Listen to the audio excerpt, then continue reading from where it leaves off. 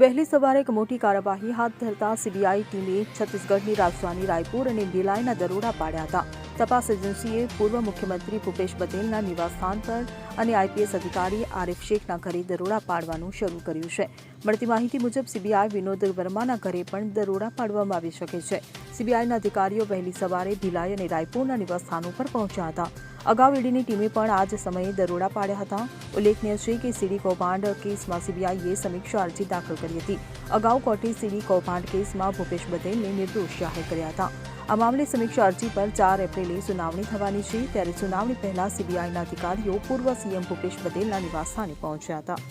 Bureau report CN24 news.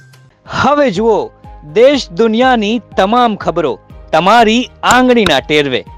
ઉઠાવો mobile અને Google play store પરથી ડાઉનલોડ કરો અમારી CN24 ન્યૂઝ મોબાઈલ એપ.